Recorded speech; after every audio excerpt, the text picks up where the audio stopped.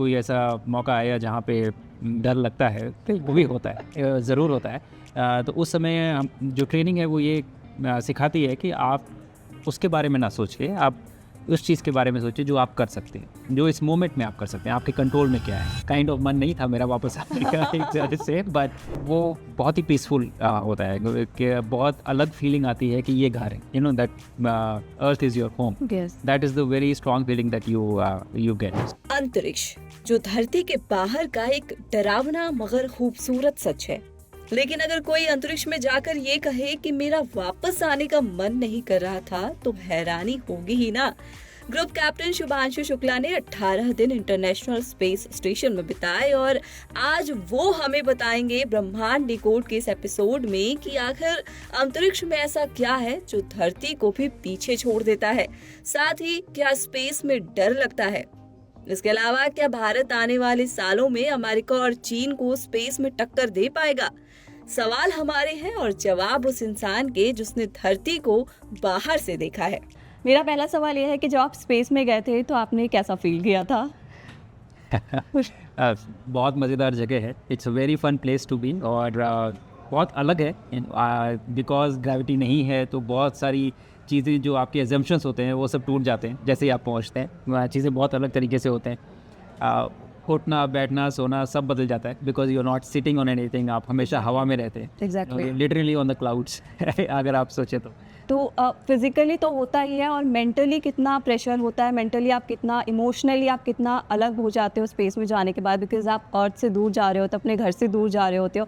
और जो एक डर होता है स्पेस में जाने का, मैं इस बारे में भी बात करना चाहूँगी। बहुत कम लोग इस बारे में बात करते हैं। जब आप स्पेस में जाते हो तो एक डर जो होता है 1% चांस जो भी होता है, तो क्या लगा था इमोशनली आप कितना इफेक्ट हुए थे इस स्पेस टूर से? काफ़ी सारे सवाल हैं इसमें, तो मैं एक एक करके जवाब देने की कोशिश करता हूँ कि फीलिंग बहुत अलग है। और मेंटली चूँकि आपने पूछा तो दो तरह से जो आपका मेंटल स्टेटस है वो चेंज होता है। एक तो चूँकि मुश्किल है and specially staying in that जो कन्फाइंड एनवायरनमेंट है उसमें जब आप रहते हैं तो थोड़ा सा चैलेंजिंग होता है, तो your mental strength has to be really good. But second aspect इसकी जब आप को बाहर से देखते हैं, मतलब फ्रॉम दैट पर्सपेक्टिव जब आप पृथ्वी को बाहर से देखते हैं तो वो बहुत ही पीसफुल होता है कि बहुत अलग फीलिंग आती है कि ये घर है, you know that earth is your home. That is the very strong feeling that you get. So it is very calming also, and yes, it is very challenging as far as mental strength जो कहते हैं, दोनों तरह से ये effect होता है। But इसी के लिए ट्रेनिंग होती है, तो कहीं ना कहीं आप तैयार रहते हैं इन चीज़ों के लिए। और दूसरी चीज़ जो आपने डर की बात कही, यस मोमेंट्स होते हैं कई बार, और ये रियलाइजेशन भी होता है कि ये चीज़ इनहेरेंट रिस्क होता है इन मिशंस में, बट हम इसको समझते हैं बहुत अच्छे तरीके से। और कभी अगर ऐसा होता है कि कहीं कोई ऐसा मौका आया जहाँ पे डर लगता है, तो वो भी होता है, ज़रूर होता है। तो उस समय जो ट्रेनिंग है वो ये सिखाती है कि आप उसके बारे में ना सोच के आप उस चीज़ के बारे में सोचिए जो आप कर सकते हैं, जो इस मोमेंट में आप कर सकते हैं, आपके कंट्रोल में क्या है। तो अगर आप वापस you focus on what you can do, जो आप कर सकते हैं, तो आई थिंक वो डर जो है वो कहीं ना कहीं ख़त्म हो जाता है। जी बिल्कुल। और जब आप वापस आ रहे थे धरती पर, तब की फीलिंग कैसी थी वो भी बताइए हमारे व्यूवर्स को।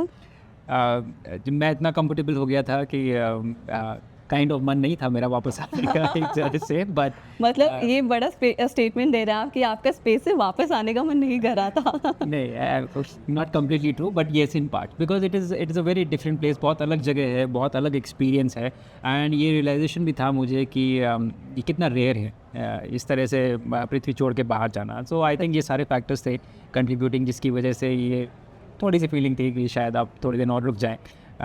बट वापस आते वक्त जो फीलिंग है, द रिटर्न जर्नी जो वापस की है वो भी बहुत चैलेंजिंग होती है, बिकॉज आपको वापस एटमॉस्फेयर से जाना होता है। Yes. तो उस समय you are just focusing on your mission and everything. But successfully एक बार जब आप ओशन में स्प्लैश डाउन कर जाते हैं, तब उसके बाद यू आर वेरी हैप्पी कि सब everything worked out well and you are back safe and sound. Yes, आपको देखने के बाद ना देश भर में बहुत सारे ऐसे बच्चे हैं जो अब स्पेस में जाना चाहते हैं। बहुत सारी जो अंदर उनकी जिज्ञासा है जानने की कि स्पेस में कैसे जा सकते हैं, इसको लेकर के ये बहुत सारे उनके मन में सवाल आ रहे हैं। तो आप उन बच्चों को क्या कहना चाहेंगे कि आप स्पेस से और साइंस में, क्योंकि हमारे देश में ऐसा मतलब अब जाकर धीरे धीरे इन सब चीज़ों पर फोकस किया जा रहा है, पहले इतना नहीं होता था। तो आप उन बच्चों को क्या कहना चाहेंगे जो स्पेस और साइंस से इतने जुड़ना चाहते हैं? ज़रूर। मेरा मैसेज यही है उन बच्चों को कि एज अ कंट्री भारत ने बहुत बड़े बड़े एम्बिशंस निर्धारित किए अपने लिए स्पेस के क्षेत्र में। गगनयान मिशन, फिर भारतीय अंतरिक्ष स्टेशन एंड इवेंचुअली चंद्रमा पे जाने की भी हम बात कर रहे हैं। तो बच्चों को मेरा यही मैसेज है कि आप ऐसा मत सोचिए कि आप बड़े होके इसका हिस्सा बनेंगे। आप ये सोचिए कि आप ही को ये करना है, you have to make it happen. और जैसे ही ये माइंडसेट चेंज होगा अपने आप ये सारे मिशन भी सक्सेसफुल होंगे और आप ही लोग हैं जो वहाँ पहुँचेंगे और हमारे देश का नाम रोशन करें। जी बिल्कुल, आप महत्वाकांक्षी प्रोजेक्ट्स की बात कर रहे थे जिसमें गगनयान मिशन भी है, तो मैं ये पूछना चाहूँगी कि कब तक उम्मीद है गगनयान मिशन के लॉन्च होने की, क्योंकि मैं बहुत ही ज़्यादा एक्साइटेड हूँ और वेट कर रही हूँ कि कभी मिशन लॉन्च होगा, क्योंकि हम नासा के मिशंस के बारे में बहुत कवर करते हैं कि उन्होंने ये मिशन लॉन्च किया, वो मिशन लॉन्च किया। अब वक्त है इंडिया के मिशंस के बारे में बात करने की, तो मैं गगनयान का वेट कर रही हूँ। आप बताइए कब तक लगता है?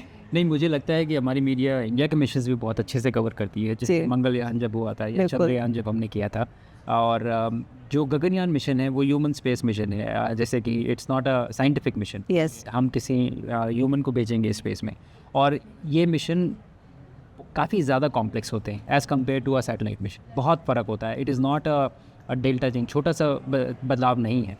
तो इस वजह से इन चीज़ों में किसी एक पर्टिकुलर टाइमलाइन को निर्धारित करना बड़ा मुश्किल हो जाता है।